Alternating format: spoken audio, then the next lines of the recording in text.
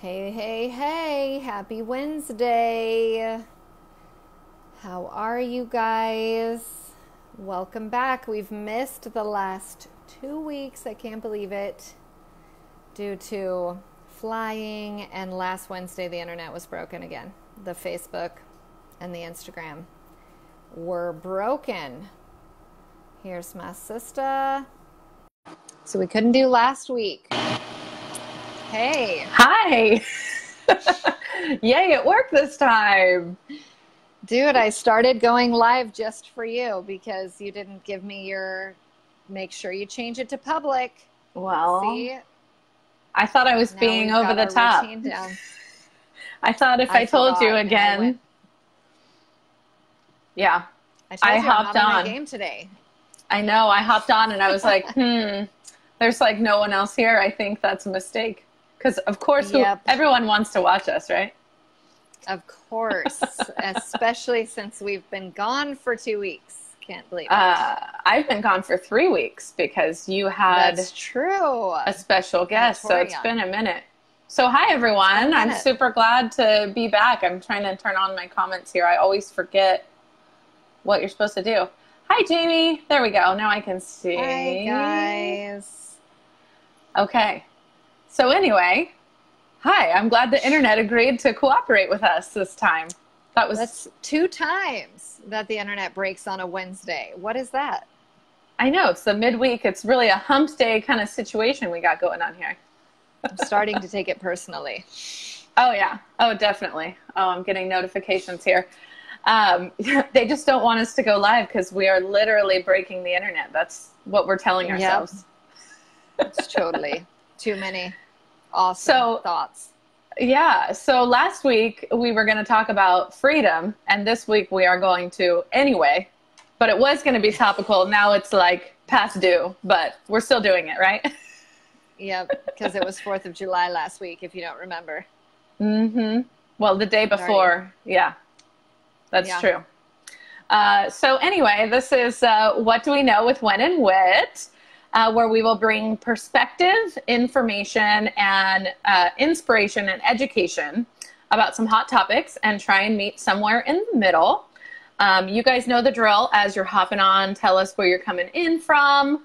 Tell us how your day is going. If you're new and this is your first time checking us out, then comment new for us so that we can give you a shout out. And yeah, I think that's all that I really had to say to start. My name is Whitney, and I am a mom to my son Dylan and my fur baby Rizzo. And if you didn't see last week's announcement on my end, I have a baby on the way, which is very exciting.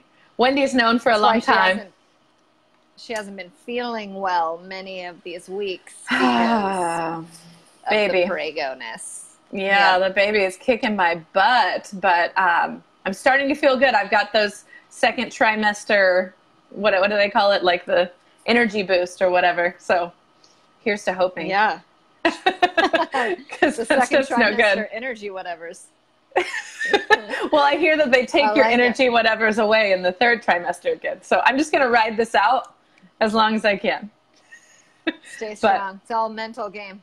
Yeah, so we're not finding out the sex, which is exciting, and Wendy's going to be an auntie again.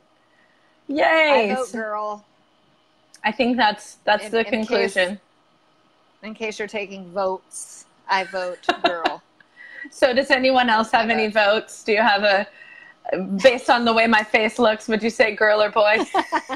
You know, they say if you carry high or carry low, or if you look ugly or look pretty or whatever. So I don't know what it means, but we're going to have to see some belly images later on when you get a little more pregnant. Right now it just looks puffy. So anyway, who are you? I'm Wendy. Hello. I'm a wife. I'm a mom. Also, not having any announcements from me ever again. But I'm also a business owner, a blogger, author, etc. Which actually I'm going to plug again. Subscribe to my blog, gainingmyperspective.com. You can actually link to the rest of our videos from my blog. You okay over there, Whit? Yeah, I just have my makeup all over. I'm sweaty over here too. I know, it's so sweaty. And if you go to Gaining My Perspective on that landing page, there's a newsletter. Subscribe to it. That's the rule. So, hey, if you are new, we are here because we want to share what we know and we want to learn more about what we don't know. We want to talk about it. We want to hear from you. We want to know what you want to hear us talk about. So please comment, let us know what you're interested in us talking about. But this all came from the idea that if you can make a difference, you must, and we can, so we must. That's why we're here. And like Whit said, today we're talking about freedom in the spirit of 4th of July. last week. And we want to talk about what that really means to you. And are you leveraging the freedom that was fought for, right? What a kind of a zinger of a question. So in the audience participation, we're already audience participating you again. What did you guys do for 4th of July? What did you do? Camping or barbecuing? Did you do either? Which one? I didn't, but I think I'm one of like the 7 Americans that didn't camp or barbecue. I was at the state champions for 4-5-6 baseball championship. Oh, for Merritt's baseball, yeah. I was there all day in the heat, rooting on, and we lost, but that's what I did.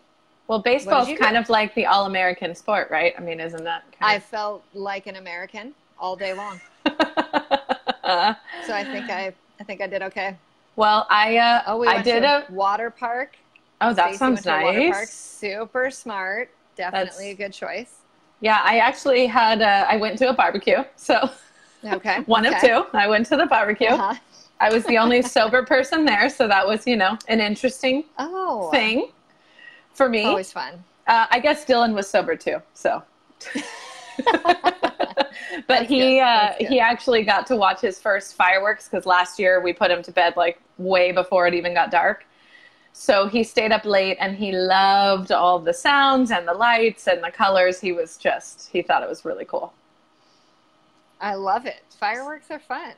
Oh, totally. It's like, I always feel like a crazy child when I see fireworks. Like I get all joyful and blissful and totally. Smiley. Does it make like you think of Disneyland? It always makes me think of Disney. It's like we share the same thoughts. It's like we have the same DNA. So also on that note, I don't know if you guys follow me on Instagram, but you should follow us both on Instagram. But I just posted yesterday, I think it might have fallen off, but the way that people in the South, well, in Tennessee anyway, do fireworks, everything's legal. And I'm from California, so like everything causes a fire. So nothing's legal. Like you can't even smoke cigarettes probably anymore, right? Like everything is so you shouldn't anyway. So dry. I think yes, I agree. But here everything's so damp and wet that you could do whatever the heck you want in the firework shenanigans. And so, gosh, on Monday actually, it wasn't 4th of July, but on Monday I was at a barbecue at a friend's house and we did fireworks because it's close enough to firework time. And it was like a full on in the air, crazy. I'm like, this is so funny. That's cool. Knock yourself out with the crazy fireworks. I love it. Awesome. But it also makes me nervous because just any old person can go do that. And my husband does it, and I think he's going to blow off his big toe or something. Well, it's funny that you say the thing about, grandiose fireworks and, a lot of hoopla because, me, I'm big about definitions and history lessons. So I did a little research about, the 4th of July and like the origin of the 4th of July. Obviously, it was from the signing of the Declaration of Independence. But fun fact, it was actually written. It wasn't the day that hot dogs were created? No, it wasn't. Although I lost track of that. The hot dogs definitely benefited from the whole ordeal. So the Declaration was finished and like finalized on the 2nd.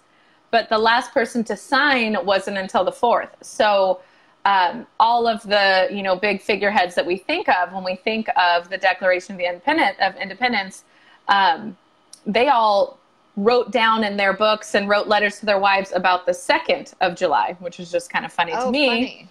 But I found a letter that John Adams wrote to his wife on July 3rd about July 2nd. And he basically said, like, the 2nd of July, a.k.a. the 4th of July, will be commemorated forever. It ought to be solemnized with pomp and parade, with shows, games, sports, guns, bells, bonfires, and illuminations from one end of this continent to the other from this time forward forevermore. So we're doing it right. I didn't have any bells. Oh, man, you forgot your bells. Dang it. What's a pomp? Pomp? I'm thinking like just like celebration, like excitement, you know. I don't know the exact definition, but I thought that was really cool that, you know, as annoying as... If you don't know it, who does? Exactly. And now everyone else does. If you don't know the definition. Now everyone else does. I like it. So I thought it was cool that we still kind of uphold that tradition of, you know, lighting the fireworks off, making a big hoopla, celebrating our freedom, however annoying that could be when you have a little kid at midnight when people are still lighting off fireworks. But I digress. So true. So anyway.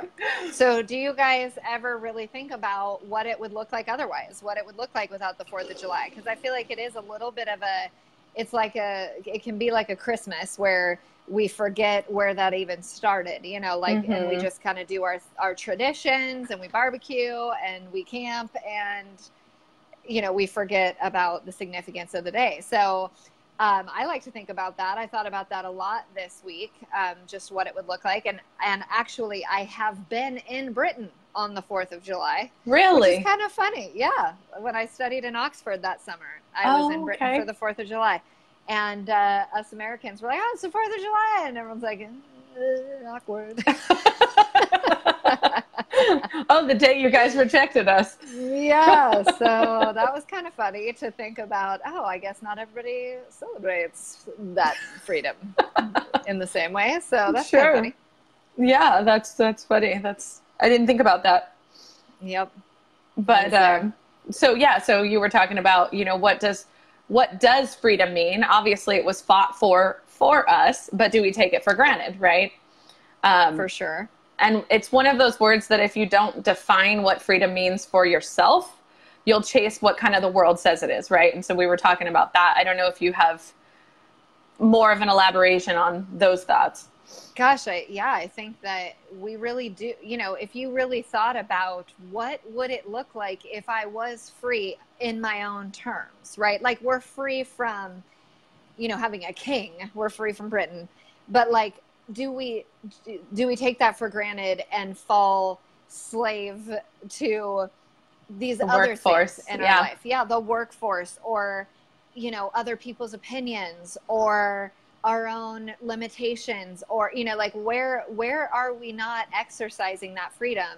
And where are we just trapped? Because I feel like so many of us, specifically we were talking about in the workforce, right? So many of us are trapped in jobs or in careers or in golden handcuffs or whatever that looks like, where we feel like we have to, you know, my husband, and actually this kind of takes me back to the original thought about this, was 4 years ago on the 1st of July, my husband retired or resigned or whatever you want to call it from his career as a firefighter. And everyone thought, that's nuts. You have a pension, you're in CalPERS, blah, blah, blah. And it just was so funny for us because we did it and we went camping. He did his last shift and then we went camping for 4th of July. So fell into the average that year. But we really were like, this is the best way to celebrate freedom for us, was the freedom from other people's expectations, from the norm, from average, from, you know, what everybody expects. I don't know. And we were really excited because we had created, obviously, through my business, a means to which we didn't have to work the traditional schedule anymore. And that was what we desperately wanted freedom from, you know, and to hear everybody go, oh, you're so crazy. This is so secure. And so are we freedom to what we perceive as security? Because it wasn't secure to us at all. Over the course of a 6-year career with the city we were working with, at 6 years, my husband returned to his starting pay. So what is that for secure? You know, like we had lost so much and then we were kind of starting to regain it. And I thought, that's not secure. Every 2 years when we renegotiated a contract, we were nail biting again. Like, what are we going to lose this time? What are we going to have to sacrifice? How is this going to affect our family? Are we going to be able to pay our mortgage?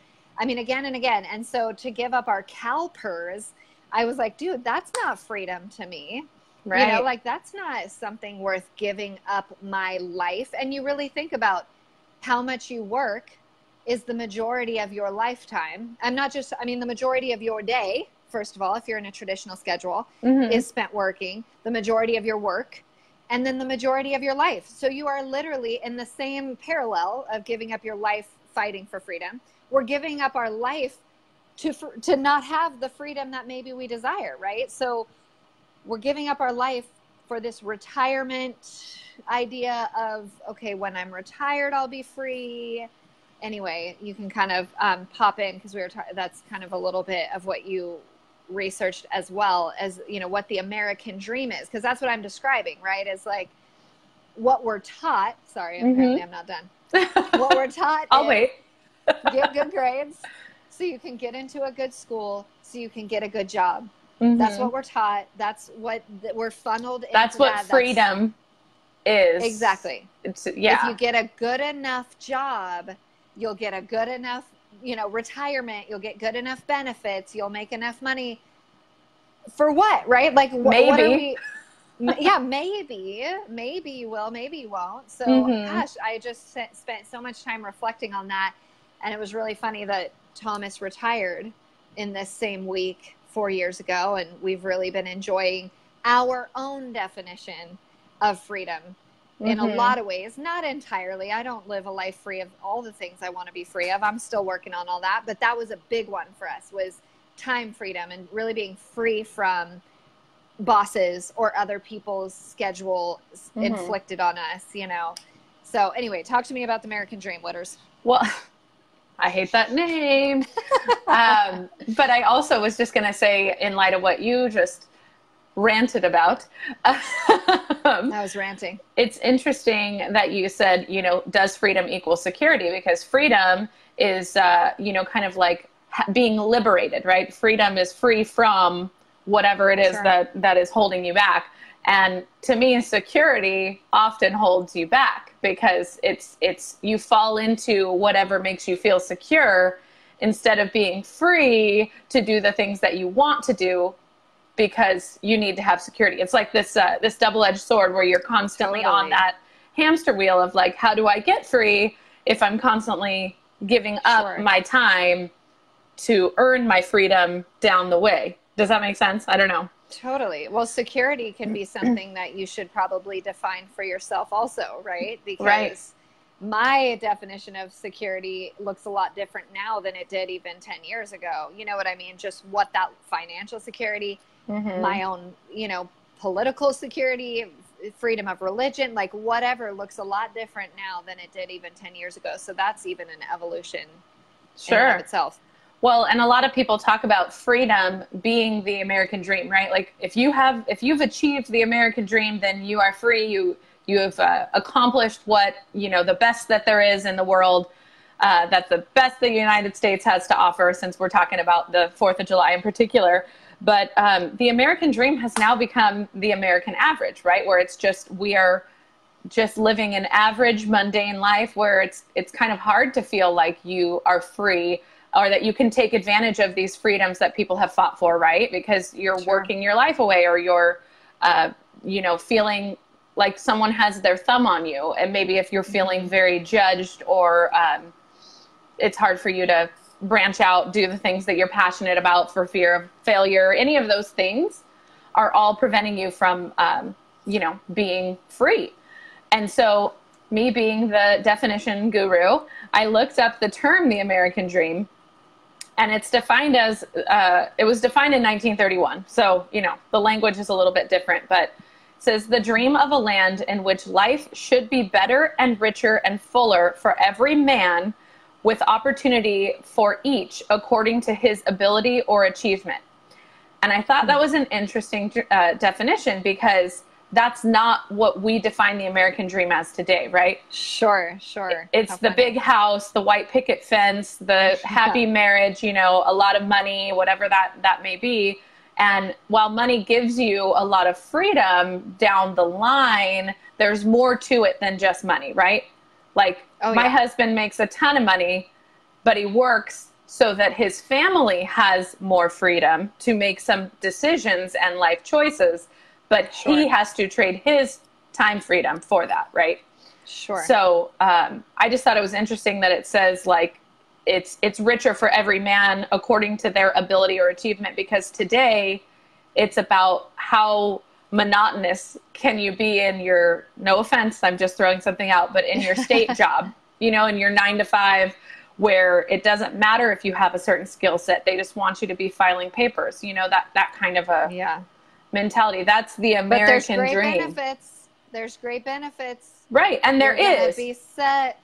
Well, and don't get us wrong, like retirement is great. Like, wouldn't that be amazing to have worked to save for this life that you can now live without worrying about finances? Like that's that has to be the most amazing feeling. I'm not saying don't save for retirement.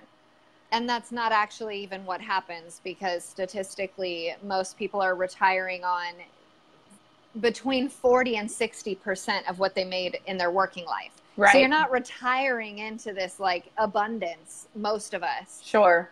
We're retiring into much less than we are even used to, which of course then means we're on a fixed situation and we cannot do the things that we want to do. So, I mean, you and I watched Mom come into retirement age in the worst time, you know, the worst timing in the in 2008, she was in her early 60s and lost most of her 401k, did go through a foreclosure. I mean, what happens then when you work your whole life, you sacrifice your life for this freedom that you're hoping is promised to you, only to have something completely out of your control, like a financial recession or a housing crash, wipe everything out. And she had to work 5 years longer than she anticipated, and then still retire at much less than what she wanted to, but she just was overworking, right? Like she just didn't want to do it anymore, which I don't blame you. So, you know, and I think you have some statistics around that too. Yeah, but I was just going to say, you were talking earlier about your friend whose mom retired or something. What is that? Right. Yes. One of my girlfriends, you know, her mom worked really diligently her whole life and had this big vision of retirement and freedom in retirement and traveling specifically with her spouse.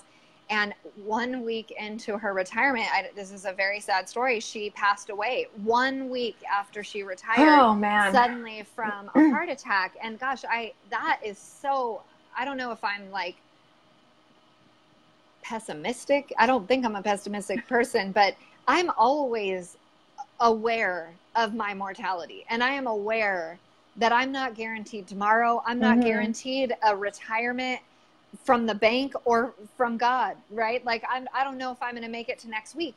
Why would I sacrifice all the things that are important to me now for something I'm not even sure if I'll ever be able to enjoy? Maybe my health won't be there when I'm 65. I don't know if I'll be healthy enough to travel, or if I'll have the financial means, or if I'll even be able to financially leave my job at that time based on the recession or whatever might be happening at that time, right? So, gosh, that was such a sad story. And it reminded me, like, what are we waiting for? What are we doing? We're totally taking for granted the fact that we can choose.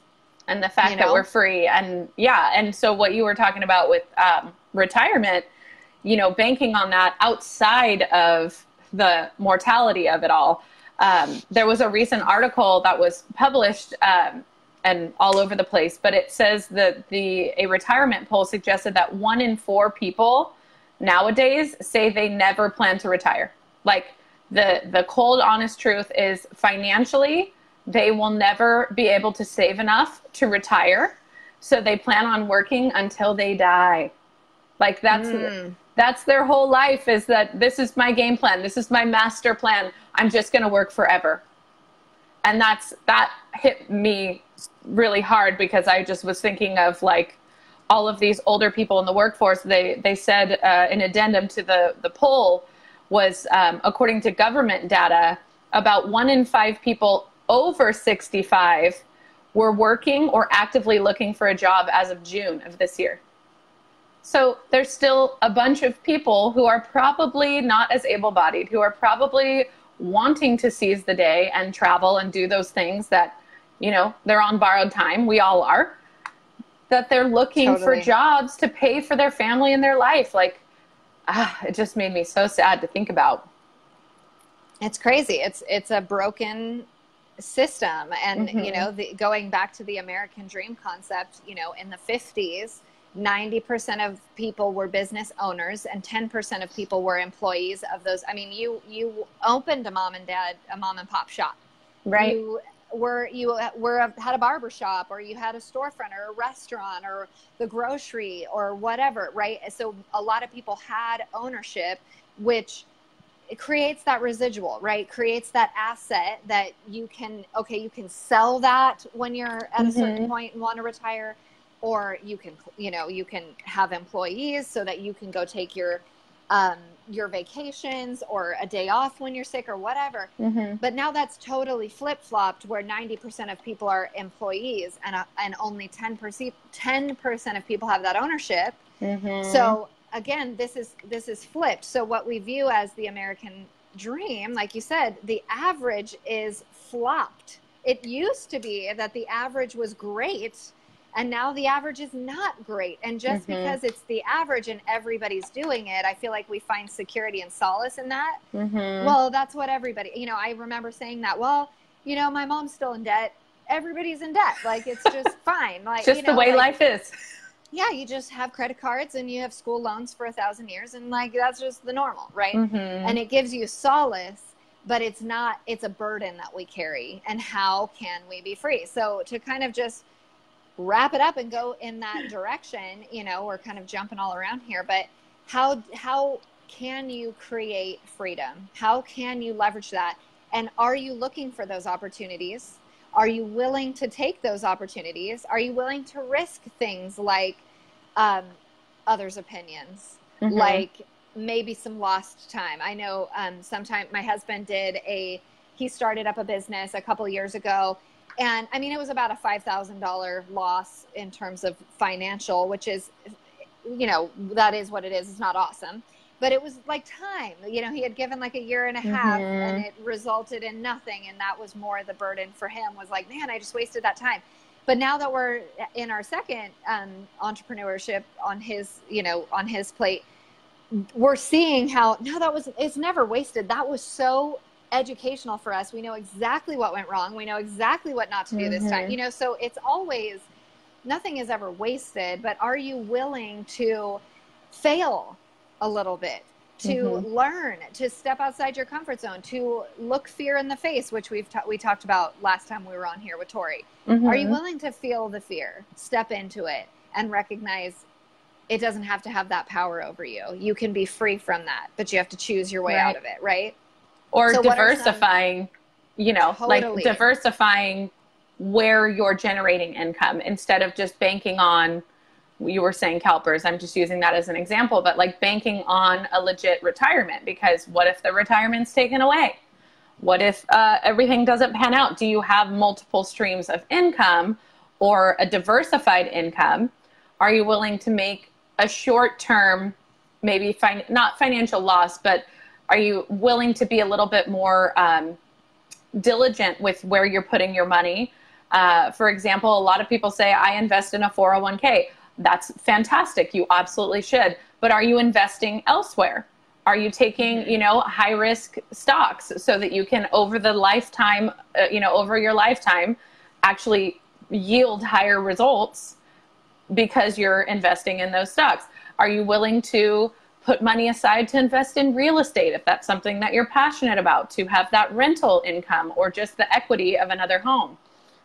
Are you willing to use sweat equity in that capacity too? Right. And not, I mean, maybe flipping homes or doing, I forget what they're called, like flash flips or something. There's some other way to do that. But yeah, we bought our first home low.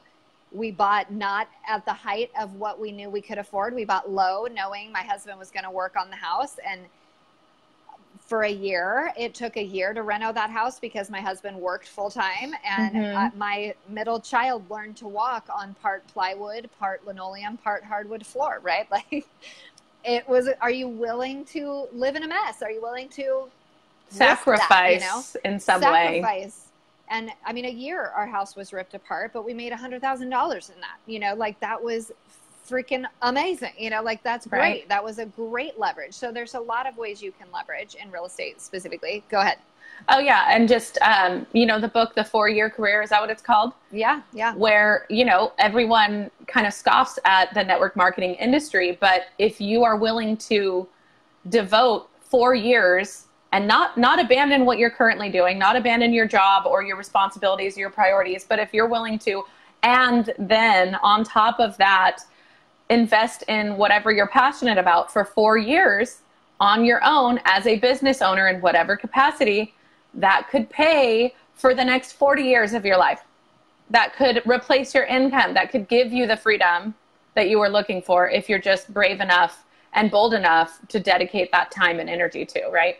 There's a quote that I don't know who says it, but if you really understood residual income, you would walk through a brick wall to get it, right? And that is the power in network marketing. Obviously, we're both fans of that industry for sure. But yeah, I mean, it's that residual income stream beats out retirement any day. And that's when people ask me, well, what is your retirement plan? I kind of laugh because I'm like, that's such a traditional way of thinking. My retirement plan is residual income, right? Like that's a better plan. That means growth instead of capped income or set income, right? Right. But what we're getting at here to wrap up is freedom isn't free, right? That's the concept of 4th of July. That's what we're trying to remember here, is that freedom isn't free. It took sacrifice. Your freedom, if you don't have it, it's not going to just fall into your lap. If you want freedom from the things you feel trapped in, it's going to take sacrifice in some capacity, either on your part, financially sacrificing, like we said, risking, whatever. It's going to take sacrifice. Hey, Riz, bitch. I know. I was like, Rizzo's just strumming along. Hey, Riz. Hi, buddy. Hi, Rizzo. Oh, so sweet. Yeah, that's the MO of this week is freedom takes sacrifice. What are you going to do to get it? Is it worth it for you? Are you leveraging it? I love your Mel Robbins quote that you have here. I'll let you wrap up with that. I have a Mel Robbins quote. Yeah, at the bottom. Oh, here it is. Yep. Oh my gosh, this is one of my favorite things. I saw it on a meme on social, and I think of it often because I'm like, dude, that's such a zinger. It says, some of you need to hear this right now. No one is coming. It's up to you. Isn't that, don't you just need to like cut that out and put it on your bathroom mirror sometimes? Because preach. We're professional complainers. We are professional victims. And this is the truth. No one is coming. This is your life. It's in your hands. It's up to you. If you want something different, if you want freedom, it's up to you, right? I love that. Yeah. All right. Well, I'll end by saying what we kind of always do. We only know what we know. We don't know everything. Don't claim to. But we certainly do love chatting about these topics that are meaningful to us. We get to see each other's faces when we live far away. So hopefully you guys like seeing our faces too. I just want to remind you guys about our YouTube channel. Wendy mentioned it earlier. You can search for us at Win & Wit. It's the and sign if you don't know. Amsterdam. Wrong. Don't forget to follow us on Instagram. And we'll see you guys next week when we will be discussing sleep training and how it gave both these mamas a bit of sanity back postpartum. So true. We will see you guys next week. Bye, guys. Bye.